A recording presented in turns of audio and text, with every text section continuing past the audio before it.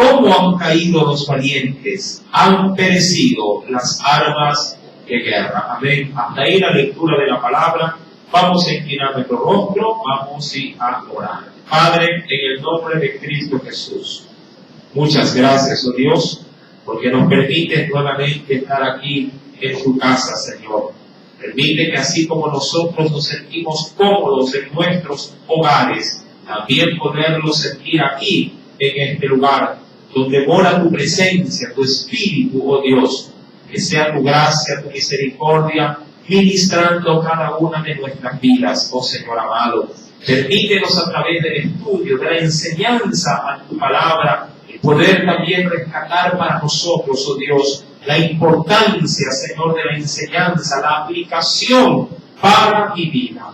Espíritu Santo, Padre, conforme a la costumbre con la que tú nos tienes, Señor amado, mi Dios, permite que tu misericordia se manifieste poderosamente en nosotros y en nuestros niños. Te lo imploro, mi Dios, en el nombre de Cristo Jesús. Amén y amén. Cuando hablamos del capítulo número 1 de Samuel, referente a los textos leídos del 17 al 27, sale a relucir un término conocido como endecha. La endecha no es otra cosa más que el cántico de lamentación, o de tristeza a consecuencia de la desgracia. Una endecha podría bien ser una exclamación a manera de un himno o poesía, orientado a las tristezas que se pueden generar, como en este caso, la pérdida de seres estimados como grandes. Saúl y Jonatán, entre todos los hijos también que tenía Saúl, eran los más recordados. Recuerde, mi querido hermano, que estos eventos con respecto a la muerte de Saúl se narraron de manera muy, pero muy precisa en el capítulo 31 de este libro, del primer libro de Samuel. Se podría decir que en segunda de Samuel, que es el texto que estamos analizando, sigue la narración de los últimos capítulos del primer libro, es la continuación del relato de lo que sucedió con Israel, y también el inicio, o el advenimiento de un nuevo reinado sobre los lomos de David. Mi querido hermano, este cántico demuestra no solamente que David, diríamos, sentía en su corazón tristeza por la partida de un hombre, y usted recordará que le hizo la vida muy difícil a David. Saúl no hubiese sido, a la verdad, un motivo de tristeza. Cualquiera en su juicio diría que estuviese alegre porque murió la persona que siempre fue un obstáculo. Pero David no tenía el corazón de Saúl. Más allá de los males que recibió, más allá de los pesares y los problemas y aún los intentos de asesinato por parte de Saúl, nunca dejaron que le afectara en su corazón. Y esto saca a relucir lo que nos dice también Corintios, y me acompaña al capítulo número 13, en el verso número 5.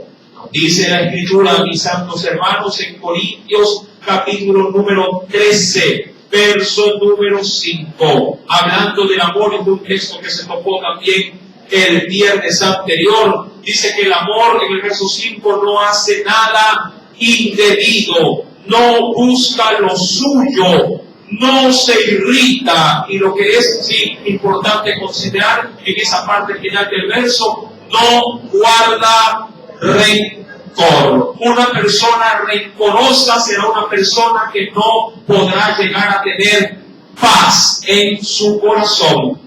Una persona que guarda un sentimiento de rencor contra alguien, penosamente no crece. Diríamos que limita su vida espiritual, siendo el rencor una barrera que no le va a permitir seguir adelante en su caminar con Cristo. Y santos hermanos, recordemos también que al inicio del capítulo número 1, esto como introducción, un amalecita, un hombre extranjero, se acercó a David para supuestamente llevarle las buenas nuevas de la muerte de ¿quién?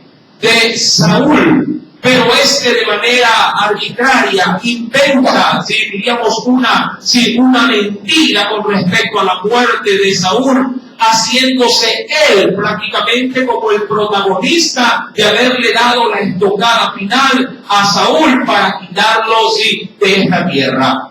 Esta situación me imagino que él ameritaba que David se congraciara y le diera hasta una recompensa, pensando que había hecho un bien al darle muerte, aparentemente decía él, a Saúl. Pero recuerde usted el tema de la semana pasada, fue por lana, pero salió trasquilado. Sus propias palabras más bien lo inculparon y David emitió una sentencia nefasta para este extranjero, para este amalecita, haciéndole notorio que sus propias palabras lo condenaban al darle muerte al ungido de Jehová. Y eso le costó a este amalecita su propia vida. Fue ordenado que se le diese muerte. Cuando me acompaña, por favor, si viene rápidamente conmigo, en el capítulo número 1, verso número 15, dice el Señor: entonces llamó David a uno de sus hombres y le dijo: ve y mátalo. ¿A quién? A la amalecita. Y él lo hirió, y dice, y murió. David, por su parte, en el verso 16, da una sentencia correspondiente a la acción que se había tomado. David le dijo: tu sangre, ya prácticamente con la estocada, diríamos, de muerte a este amalecita, le dice: tu sangre sea sobre tu cabeza, pues tu misma boca atestiguó contra ti diciendo: yo maté al ungido de Jehová. Creo, mi amado hermano, que cuando el amalecita sintió que había sido herido en vez de recompensado, debió haberle mencionado a David que todo lo que había dicho era mentira. Pero ya el daño estaba hecho. Mi amado hermano, en función de esto, ahora si nos adentramos, por favor, al versículo 17 en adelante, David levanta o entona una especie de sonata, una poesía, por así decirlo, para poder de alguna manera traer consolación, pero también manifestar, de manera exteriorizada, el luto y el dolor que sentía por la pérdida tanto de Saúl como de Jonatán, su hijo. Algo muy curioso dentro de este texto es lo que menciona en el versículo, si me acompaña por favor, número 19, porque así como inicia, también termina. Dice en la Escritura: ha perecido la gloria de Israel sobre tus alturas, como dice aquí, como han caído los valientes. Si bien es cierto, mi querido hermano, en Saúl el temor se había apoderado de él. No por ello, ese temor lo hizo alejarse de las situaciones, diríamos, más críticas. Aún con temor o sin él, Saúl siempre presentó, diríamos, su cuerpo como sacrificio para ir a la batalla. Asimismo, mi querido hermano, en el verso 27 del mismo libro de Segunda de Samuel, capítulo 1, también David menciona cómo han caído los valientes. ¿Por qué los consideraba David valientes a estos hombres? Mi amado hermano, si usted me acompaña, por favor, dice el Señor en el verso 23 de este capítulo: Saúl y Jonatán, primeramente, ¿qué cosa eran para él y para el pueblo? Eran amados y queridos. Indagando un poquito, mi querido hermano, porque en los libros tanto de Samuel, Reyes y Crónicas no se menciona nada en cuanto a la duración del reinado de Saúl. Y querido hermano, no así lo dice el libro de Hechos de los Apóstoles. Este hombre Saúl llegó y gobernó a la nación de Israel durante 40 años. Acompáñenme por favor a la Escritura y veamos este pequeño antecedente. Libro de Hechos de los Apóstoles.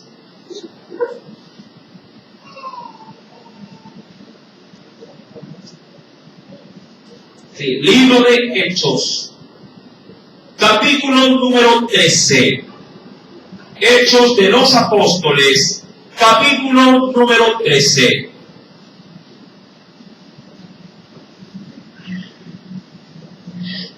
¿Lo tiene? Veamos por favor el versículo, ¿sí?, número 20 y 21. Recordando que Pablo, poniendo su, diríamos, su defensa, ¿sí?, delante de aquellos que se lo demandaban, ¿sí?, exclamó lo siguiente. Verso número 20. Después, como por, ¿sí?, Hechos 13, verso 20-21. Después, como por 400 años, les dio, jueces hasta el profeta Samuel. Verso 21, ¿lo podría leer? Luego pidieron rey, y Dios les dio ¿a quién? A Saúl, hijo de Cis, varón de la tribu de Benjamín. ¿Y por cuánto tiempo? Por 40 años. Ahora, aquí hay algo muy curioso, mi querido hermano. ¿Sí? En cuanto, ¿sí?, diríamos, al tiempo, ¿sí?, del reinado de quién? De Saúl. ¿Cuánto? O pues, si quisiéramos ponerle alguna especie de, ¿sí?, de términos en cuanto al tiempo en la vida de David en relación a Saúl. Mi amado hermano, Saúl entró al reinado, ¿sí?, a una edad muy madura. Sí, dicen los historiadores, Flavio Josefo, que sí, Saúl reinó 18 años antes de la muerte de Samuel, el profeta, y duró en su reinado 22 años después de la muerte también del profeta Samuel, y eso sumaría una totalidad de 40 años. Mas, sin embargo, cuando David conoce, sí, a Saúl, debió haber tenido máximo entre de 10 a 15 años de edad. Ahora, ¿eso qué implica, mi amado hermano? Quiero, por favor, que usted me acompañe, antes de darle, sí, este pequeño, sí, énfasis en la enseñanza. Quiero que usted me acompañe más adelante de las cartas, sí, de Samuel. Venga, por favor, conmigo. Y veamos otra referencia bíblica. En Primera de Samuel, capítulo número 14.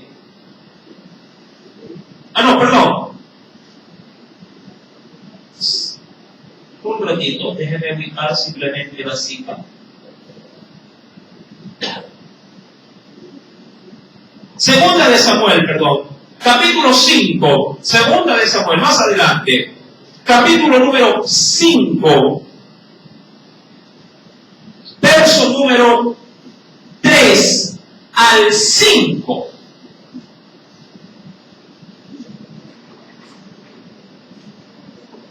Segunda de Samuel, no olvide apuntar, mi querido hermano, estas referencias. Capítulo número 5, segunda de Samuel, capítulo 5, verso número 3 al 5. ¿Ya lo tiene? Dice el Señor: vinieron pues todos los ancianos de Israel al rey en Hebrón. Verso número 3. Y el rey David hizo pacto con ellos en Hebrón, delante de Jehová, y ungieron a David por rey sobre Israel. Verso 4, léalo por favor.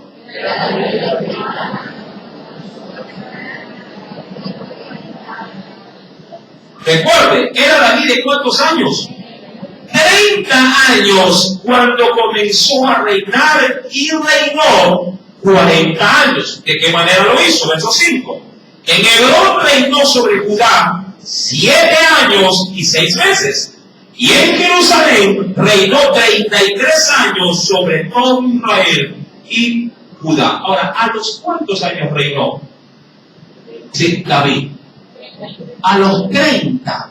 ¿A los cuántos años David conoció a Saúl? Aproximadamente. Entre de 10, en su edad, cuando él tenía 10 o 15, máximo 15 años de edad. Porque él era un muchacho que ni siquiera tenía la edad como para poder ingresar a las filas en el ejército de Israel. Mi amado hermano, entendemos de acuerdo a esta referencia que David debió esperar para poder ser rey. ¿Cuánto tiempo? Aproximadamente entre 15 y 20 años de edad. ¿Cuánto tiempo tuvo que esperar? Entre 15 y 20 años de edad para poder ver en su vida una promesa cumplida. 15 o 20 años atrás lo habían ungido. Ojo, solamente eso, ungido como rey, pero no era rey. Pero 15 o 20 años después, recién ese ungimiento pasó a la práctica. Mi amado, hay que tener paciencia para poder obtener las promesas de Dios en nuestras vidas. ¿Usted tiene paciencia para con las promesas del Señor? ¿O pierde con facilidad, diríamos así, su control y en Dios reclama, en Dios de pronto usted papalea, le hace bulla, dice: Señor, ¿cuánto tiempo más tengo que esperar por este hombre o por este muchacho o por esta mujer? Y amado hermano, de 15 a 20 años David tuvo que tragar grueso, porque de esos 15 o 20, máximo 5 años estuvo junto a Saúl como uno de los capitanes del ejército, y el resto del tiempo lo pasó escondido en las cavernas de la tierra. ¿Se da cuenta? Mi querido hermano, ese caminar no fue tan fácil, pero algo mucho más sorprendente es que durante todo ese tiempo en David nunca se cultivó odio por Saúl.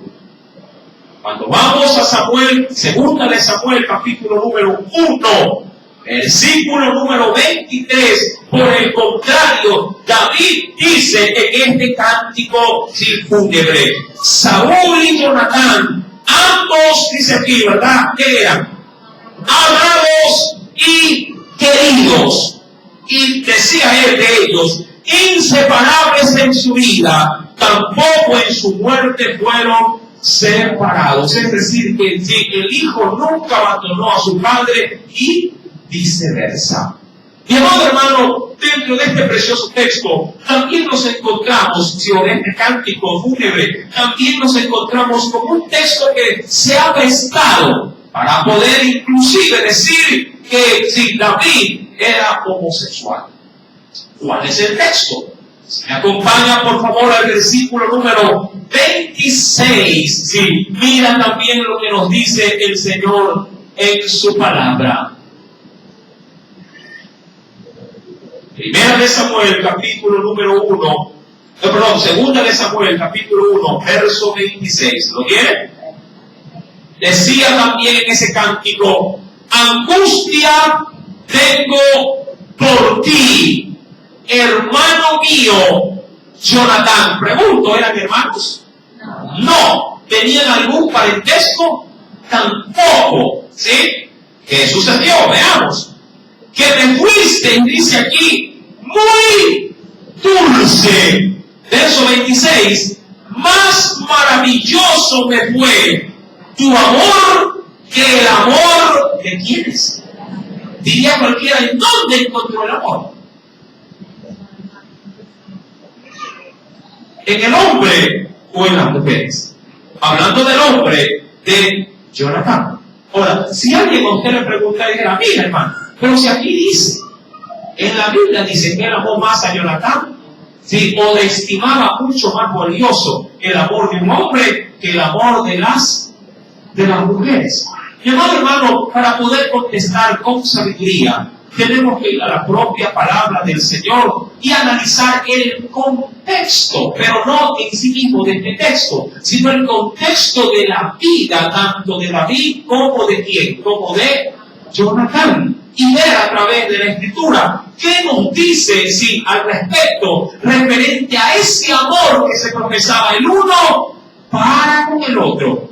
En la actualidad la sociedad corrupta o corrompida menciona para sí que para poder experimentar un amor de esta naturaleza hay que llegar al sexo inclusive. De lo contrario, no se ha podido manifestar en esplendor el amor que el hombre en este caso estima conveniente. Mi amado hermano, primeramente, dice el texto bíblico del versículo 26, angustia sí tengo por ti, hermano mío, Jonatán. ¿Angustia de qué? Porque de ahí en adelante nunca más volvería a ver a quién en vida. A Jonatán. Mi amado hermano, ¿qué clase de amor tenía el uno por el otro? Bueno, acompáñenme primeramente a Primera de Samuel, capítulo número 18. Y veamos, mi querido hermano, qué nos enseña el Señor en su palabra. Primer libro de Samuel, capítulo número 18.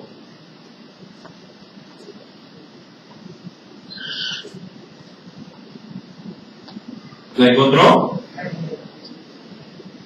Tome nota de las referencias para que pueda, sí, también tener fundamento bíblico en su respuesta. Verso 1. Aconteció que cuando él hubo acabado de hablar ¿con quién? Con Saúl. Recuerde esto, mi querido hermano, sí, tenemos por la escritura y el relato bíblico que en ese entonces, sí, estaba siendo, en este caso, vituperado el pueblo de Dios por parte de un paladín filisteo, por Goliat.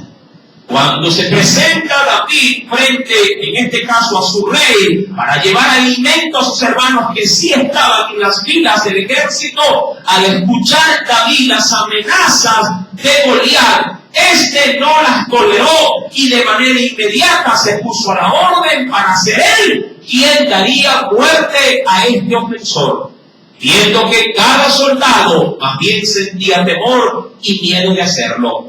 Cuando él, mi amado hermano, aparece en el escenario y conoce por primera vez a Jonatán, hijo de Saúl, la Biblia dice en el verso número 1, aconteció que cuando él hubo acabado de hablar con Saúl, el alma de Jonatán quedó ligada como la de David. Diría cualquiera, esto fue amor a qué? A primera vista. Verso número 1. Y dice la Biblia, y lo amó Jonatán, pero ¿con qué clase de amor lo amó? Y esto es donde yo quiero ahondar en esta noche. Dice que lo amó no como a una mujer, no lo amó, diríamos, de una manera extraña o prohibida por la Escritura. Dice la Biblia que lo amó como a sí mismo. Ahora, ¿qué clase representa este tipo de amor? Mi amado hermano, para ello, Marcos capítulo número 12, en el Nuevo Testamento, nuestro Salvador Jesucristo va a declararnos algo. Evangelio según San Marcos, capítulo número 12.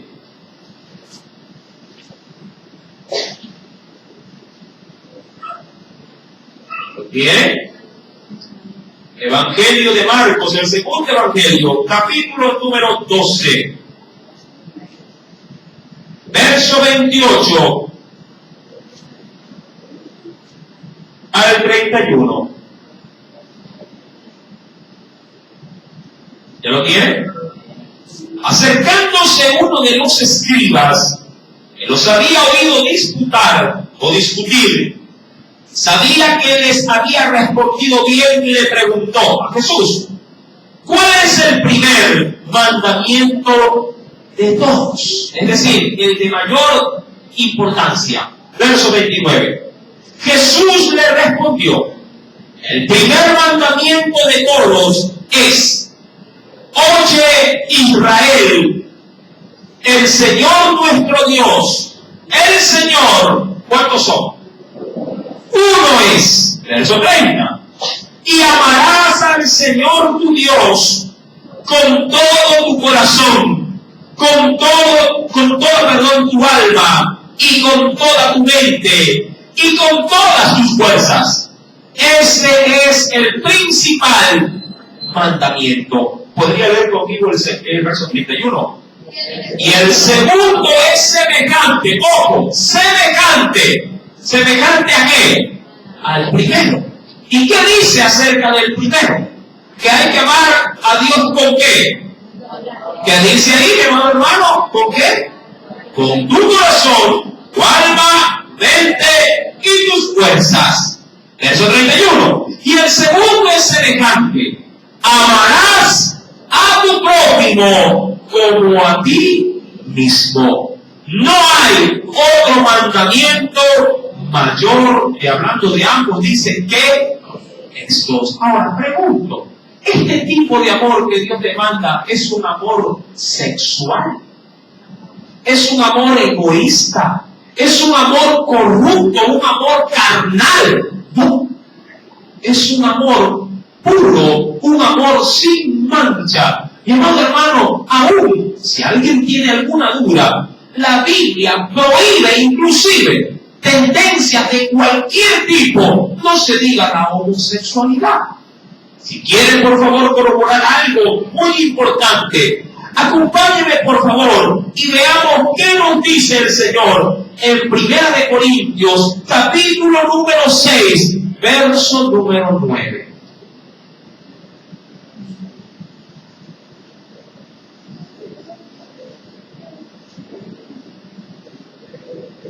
¿Lo tienen? Primera carta a los Corintios, capítulo número 6, verso número 9.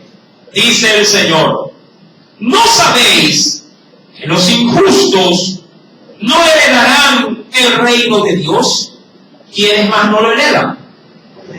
Dice aquí: no erréis, ni los fornicarios, ni los idólatras, ni los adúlteros, ni quienes más, que aquí quiero concentrarme, ni quienes más, mi amado hermano. Diría cualquiera, los amanerados, ¿sí? O los, como lo declara la Escritura, los afeminados, ni los que se echan con valores. Y la lista de ahí sigue interminable. Mucha gente dice: ay, es que él es medio delicado. Y lo que es, en verdad, bíblicamente es afeminado. ¿Sí? Mi amado hermano, ser delicado es tratar bien a los demás. Eso es ser delicado. Ser respetuoso, considerado, ¿sí? Colaborador. Eso es ser una persona delicada. Pero los términos, como para que no se oiga feo en la sociedad actual, es: no, es delicado. No, y tiene tendencias o gestos a manera de una mujer. Mi amado hermano, Jonathan y David no eran ni siquiera afeminados. La Biblia prohíbe y de hecho excluye del reino de los cielos a los que tienen este tipo de tendencia. No se diga a los que la ejercen, sí, ya de manera tan veraz como lo es, o tan, diríamos, visible como lo es la homosexualidad y el lesbianismo. ¿Qué termina diciendo en el verso número 9? Ni los que se echan con... Que para la actualidad esto es muy común. Y si alguna duda tiene con respecto a los parámetros bíblicos, aún si me acompaña Romanos capítulo número 1, rápidamente, por favor. Romanos capítulo número 1.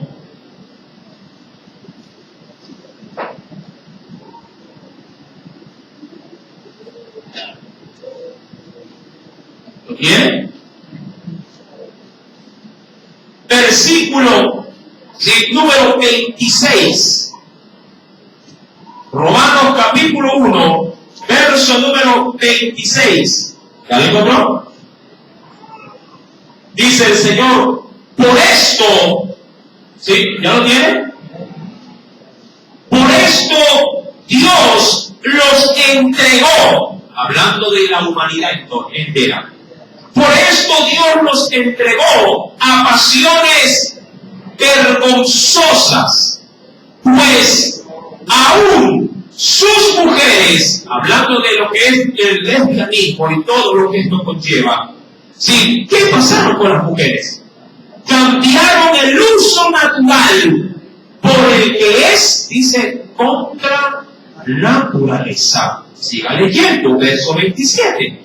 Y de igual modo, también los hombres, dejando el uso natural de la mujer, se encendieron en su lascivia unos con otros, cometiendo hechos vergonzosos, hombres con hombres, y recibiendo en sí mismo la retribución debida a su extravío. Mi querido hermano, la Biblia sentencia bajo cualquier óptica, ¿sí?, el asunto del sodomismo, ¿sí?, o del lesbianismo. Si queremos, pues, mi amado hermano, ver entonces una lógica respuesta a las palabras de David para con el amor que sentía, sí, hacia Jonatán, muchos inclusive podrían decir, bueno, hermano, hasta esa parte no lo entiendo. Pero, ¿por qué David manifiesta que el amor que sí, él daba o recibía de Jonatán era más favorable, como lo dice el verso 26, era más dulce o más maravilloso, pues dice tu amor, que el amor de las mujeres? Y diré cualquiera, eso ya no lo paso. Mi amado hermano, nuevamente hay que analizar qué cosa para entender esto. El contexto. Y en el contexto, mi amado hermano, sí, David fue un fracaso a la hora de tener, diríamos, una relación estable en la parte conyugal. De hecho, mi querido hermano, a través de la historia, a David se le contabiliza, sí, 8 esposas y un sinnúmero de concubinas. ¿Sí? 8 esposas, legalmente, diríamos así, casado, sí, y aparte, sí, un sinnúmero de concubinas, que no eran otra cosa más que mujeres de compañía, sí, que tenía David. Cuando David dijo este cántico, en estas alturas, es decir, ¿qué edad tenía David cuando comienza a reinar? Aparentemente, ¿cuánto tenía? 30 años. Ya a la edad de 30 años, ¿cuántas mujeres creen que tenía David? ¿Cuántas? 3 mujeres. La primera, venga conmigo a la Biblia. Primera de Samuel, capítulo 18. Verso 27.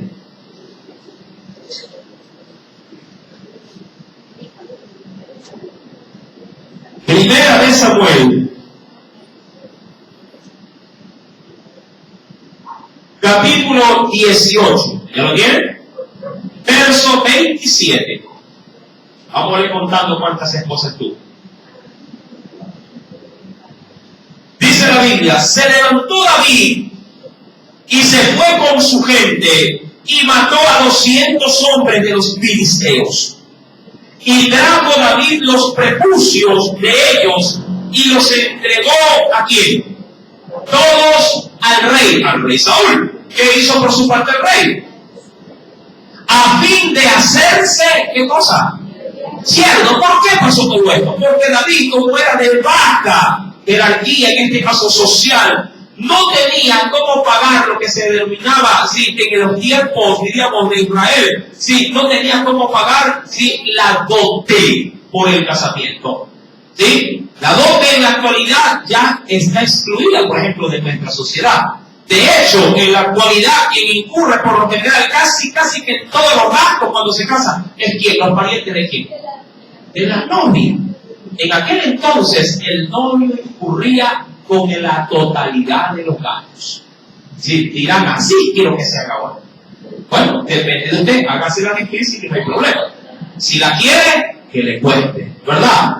¿Sí o no? Jacob tuvo que trabajar ¿cuántos años por una mujer? ¿Cuánto? 14 años. 7 trabajó y cuando ya se iba a casar se la cambiaron. Y el papá dijo, perfecto, ¿quieres? Sí, la quiero, ya, 7 años más. Y ahí le vino la que la amaba.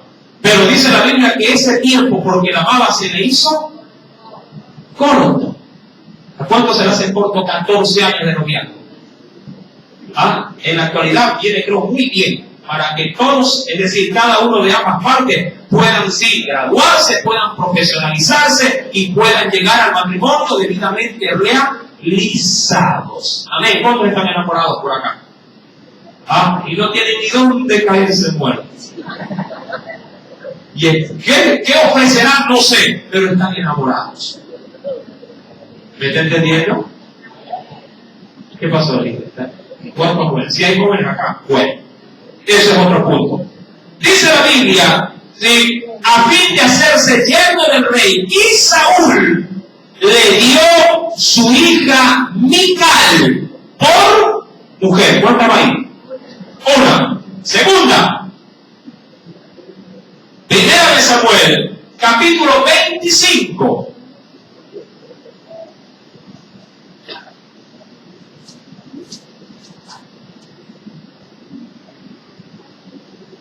Primera de Samuel, capítulo 25, verso número 42.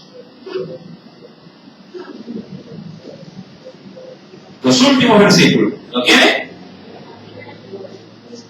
Verso 42. Y levantándose luego, dice ahí, Abigail con 5 doncellas que le servían, montó en un asno y siguió a los mensajeros de David.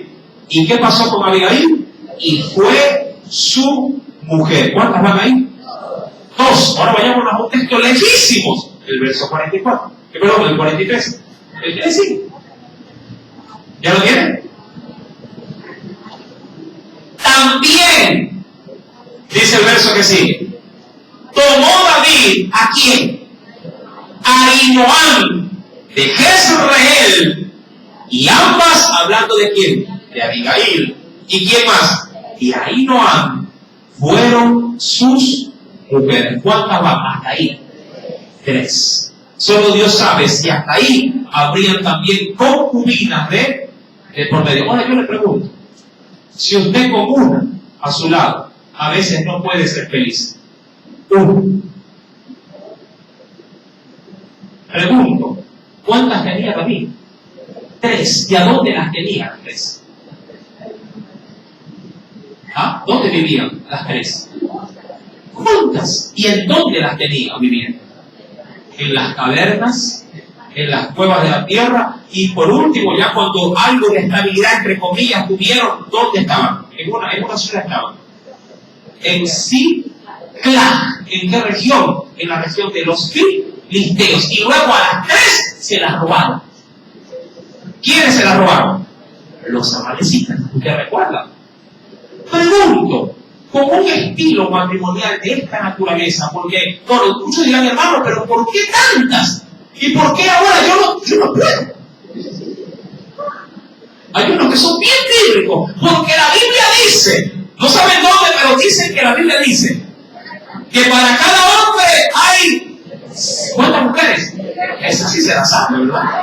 7, dice, no, 7, hermano, tengo una, faltan 6. 7, a ver, ¿dónde lo dice? Acompáñenme. Hay gente, eso sí lo van a escribir los hombres, con resaltador. Venga conmigo a la Biblia. Libro de Isaías.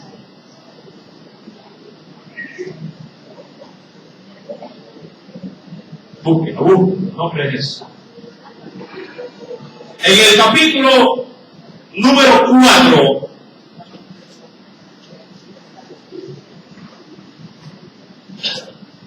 verso 1.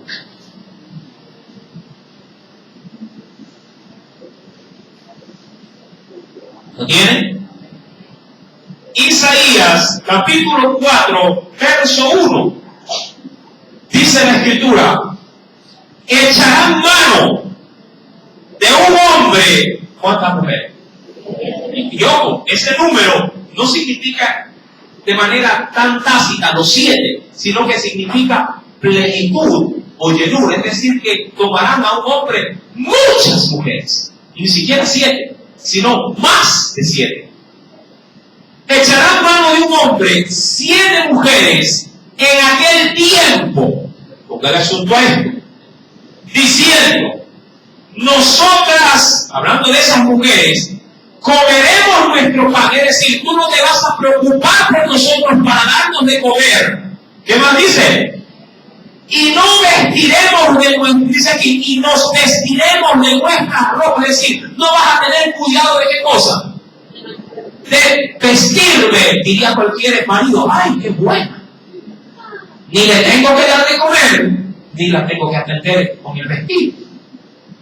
Y nos vestiremos, dice, de nuestra ropa, solamente, dicen ellas, permítenos llevar tu nombre, es decir, tu apellido, en el caso nuestro.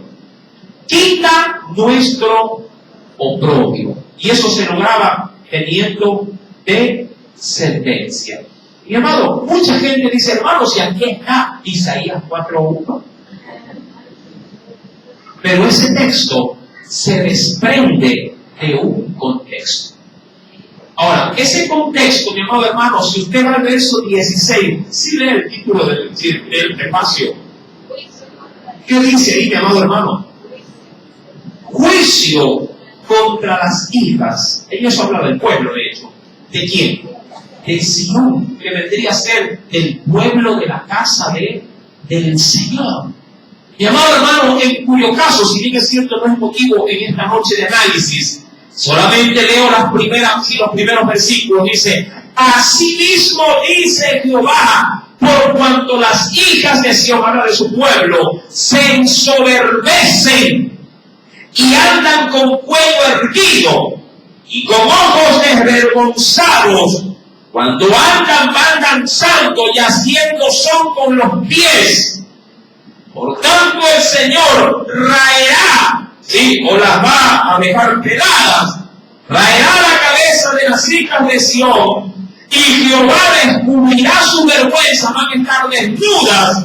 Aquel día quitará el Señor el atavío del calzado, las redencillas, las lunetas, los collares, los pendientes, los brazaletes, las codias, los atavíos de las piernas, los partidores de pelo, los totitos de olor y los zarcillos, los anillos, los collares de las narices, las ropas de gala, y los mantoncillos, los velos, las bolsas, los espejos, el lino fino, las gasas y los tocados, y en lugar de los perfumes aromáticos de hediondez, y cuerda en lugar de cinturón, y cabeza rapada en lugar de la compostura de qué. Bueno, casi lo leí todo. Pregunto, ¿qué habla el contexto? Sino de un juicio que habrá de caer sobre quiénes. Sobre las hijas de quién. Sobre aquellas mujeres que más adelante, por haberlo perdido todo, aún el esposo quien les valdría de dar cobertura y asistencia, ellas, mi amado hermano, estarán tan menospreciadas y estarán tan desoladas que se podrían llegar a consolar con uno. Así lo tengan que compartir. ¿Sí me está entendiendo? Quiere decir, a manera de broma decía uno, sí, si te vas, sí, no me dejes, llévame que yo me voy con el otro. Pero no me dejes. Mi amado hermano, hay quienes de hecho pueden llegar a pensar así, y hay quienes de hecho lo hacen. Es que yo la quiero, y no importa si me engaña, lo importante es que no me deje, no me abandone. Y le aguantan la sinvergüenza. Mi querido hermano, esta situación en David se volvió un caos. Es verdad, David era un hijo de Dios. Es verdad, David era un ungido al igual que lo fue quien, Saúl. Pero David era un mal marido. Era un hombre que, como cualquiera de nosotros, tenía también sus errores. Dios, si bien es cierto, estaba percibido que la cultura oriental era una cultura poligámica, es decir, de un hombre con muchas mujeres. Él había establecido para la felicidad del hogar la monogamia. Porque digo esto, por lo que dice Deuteronomio, explica aquí.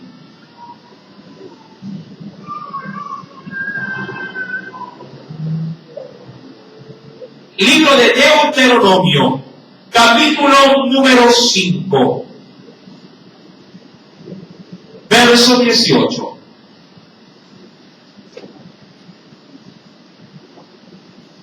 ¿Ya lo tienen? Deuteronomio, capítulo 5, verso número 18. ¿Qué dice la Escritura? No cometerás, ¿qué cosa? Dirán, hermano, pero eso estaba en la ley, hermano. Bueno, vámonos al bueno. Evangelio según San Mateo.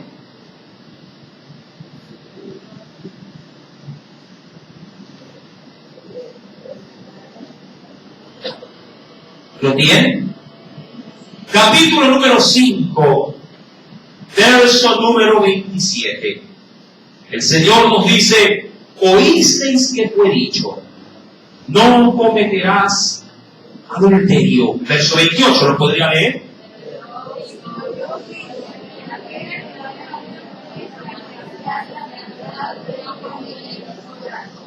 Por tanto, si tu ojo derecho, ¿sí?, te hace, dice que o te es ocasión de caer, sácalo y échalo de ti, pues mejor te es que se pierda uno de tus miembros y no que todo tu cuerpo. Y esto es importante considerar. ¿A dónde te enrumba el adulterio? ¿A dónde te enrumba? Hacia el infierno. Dice la Escritura, a no ser, ¿verdad?, que todo tu cuerpo sea echado de él. Dice, al infierno, verso 30. Y si tu mano derecha te es ocasión de caer, córtala y échala de ti. Pues mejor te es que se pierda uno de tus miembros y no que todo tu cuerpo sea echado al infierno.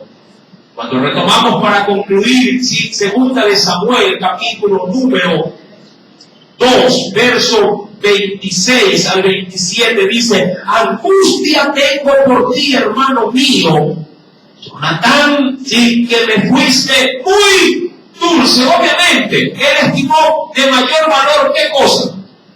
El amor para con su prójimo, en este caso Jonatán, que el amor que pudiera encontrar en cualquiera de quienes, de sus tres mujeres. Mical, ¿quién más?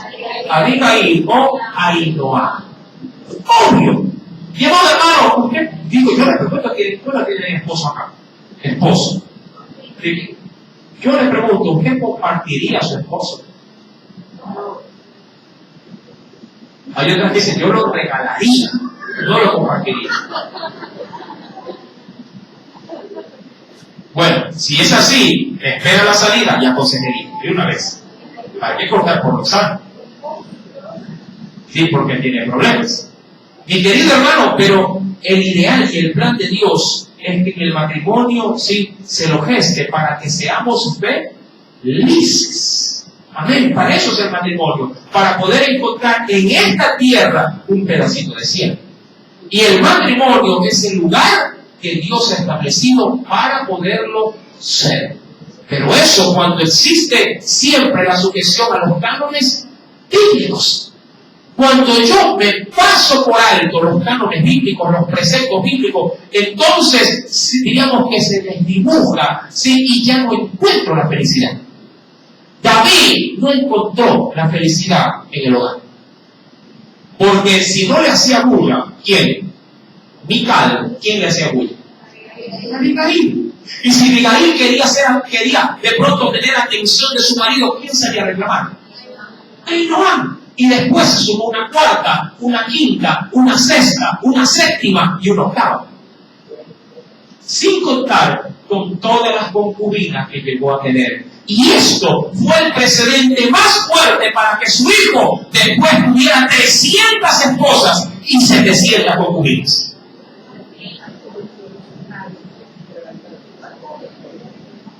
¿Se da cuenta? Muchas veces no fallamos cuando decimos, de tal palo, sino que esta estilla salió peor. Era el hombre más sabio, pero al mismo tiempo fue el hombre más ignorante. Porque pudo gobernar todo con su sabiduría. Bueno, con la sabiduría que Dios le dio, pero menos su propio hogar.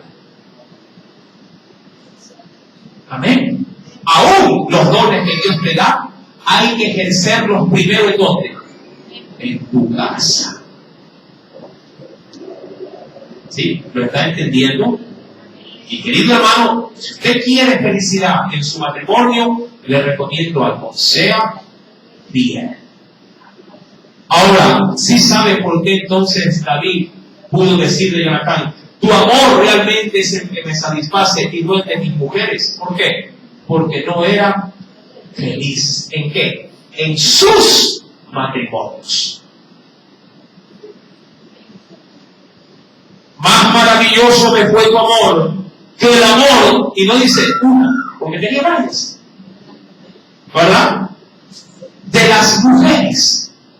¿Cómo han caído los valientes? Dice ahí, han perecido las armas, porque eran hombres de mucho valor.